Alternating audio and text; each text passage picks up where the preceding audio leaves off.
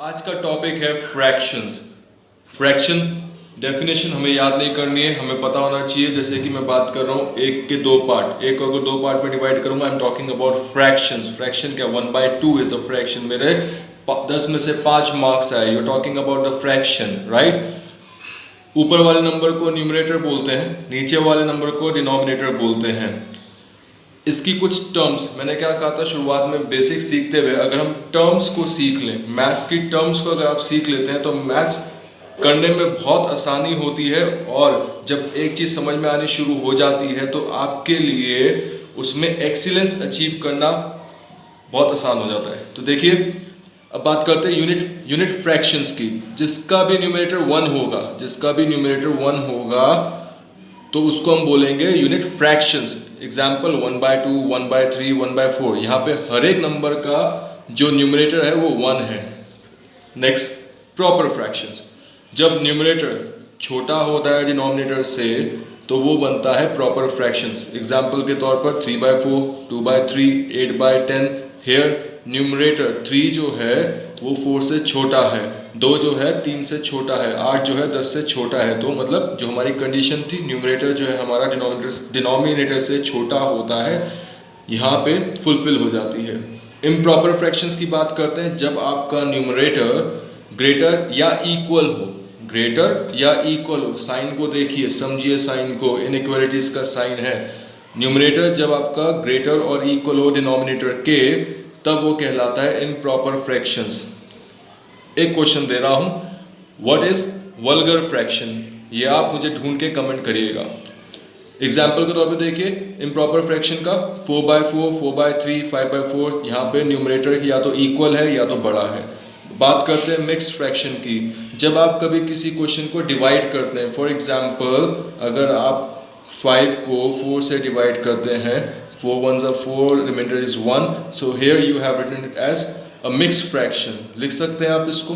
लिखना कैसे, सीरीज देखो कैसे लिखते हैं। ये यहाँ से सर्कल बना लो, 1/4, so it is a mixed fraction। example of mixed fractions are 1 4/4, 3 4/4।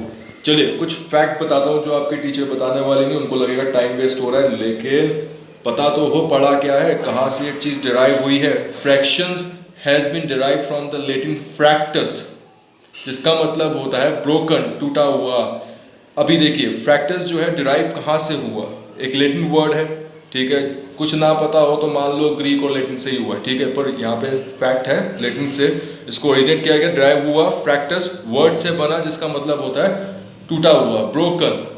Second point, it has been existing from the Egyptian era, बहुत पुराने एरा से चलता हुआ आ रहा है, ठीक है।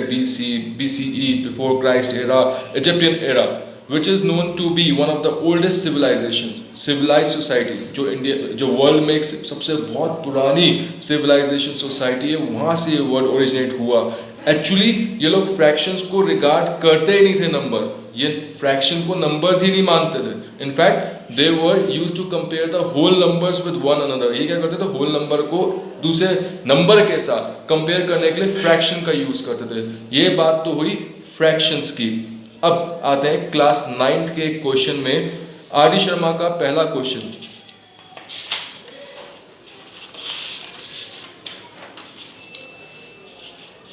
इस क्वेश्चन को सॉल्व करने से पहले जो मैंने आपको डिटेल बताई है वो क्लास 9th के लिए भी इम्पॉर्टेंट है। अगर कोई क्लास 5th या क्लास 6 का बच्चा ढूंढना चाहे या समझना चाहे वो भी कर सकता है। आपको नंबर को रिप्रेजेंट करना है लाइन पे, नंबर लाइन पे। जैसे for example 5/3, you have to represent that number on a number line. Number line पे रिप्रेजेंट करना है, उसके लिए क्या करना है, आपको स्केल से एक सीधी लाइन खींच ले लीजिए, सॉल्यूशन देख लीजिए, ठीक है।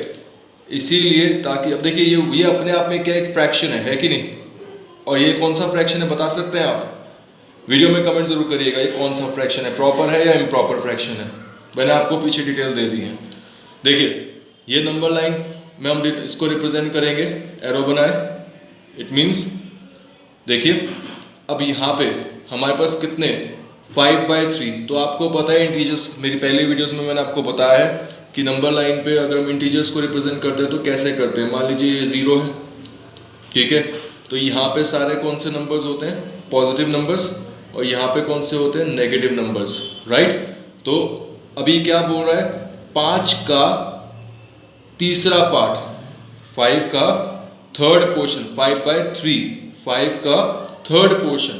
तो पहले हम क्या करेंगे, इसको 3 पॉइंट्स में डिवाइड कर लेंगे, इक्वल पॉइंट्स, इक्वल में। जैसे फॉर एग्जांपल मैं अगर यहाँ पे ए, बी और सी लिख देता हूँ और यहाँ पे ए डैश, बी डैश और सी डैश लिख देता हूँ, तो जो ए बी है it should be equals to BC, the point, the gap between AB and BC should be equal, right? इसी को हम बोलते हैं 1 यूनिट। क्या बोलते हैं, आप चाहे तो स्केल से भी कर सकते हैं और चाहे तो नाप के किसी भी चीज से कर सकते हैं, अपने इमेजिनेशन से भी कर सकते हैं। It is going to be the same thing, one and the same thing, right? तो आपको क्या करना है, आपको 5/3 को नंबर लाइन पर रिप्रेजेंट करना है। तो 5 का थर्ड पोर्शन, तो मैंने सीधा यहाँ पे क्या लिख लिया, 5।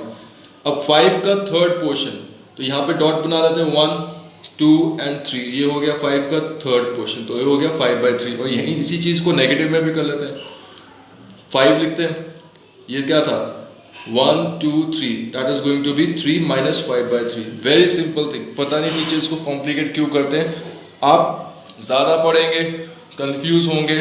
सीधी सी बात है, अगर मैंने यहाँ पे बोला 8 का 5वां पोर्शन, तो क्या करेंगे, यहाँ पे 5 पॉइंट बना लेंगे एक्स्ट्रा, ठीक है, 3 बने हुए हैं, 1 और 2 यहाँ बना लो, फिर और 2 बना लो, 1 और 2 बना लिए, कितने हो गए, और सीधा यहाँ पे एक तरफ 8 लिख दो, एक तरफ लिख दो -8। इसको साफ बना के खुद ट्राई करिएगा, it will help you a lot. Thank you for watching the video, do not forget to subscribe and share our channel.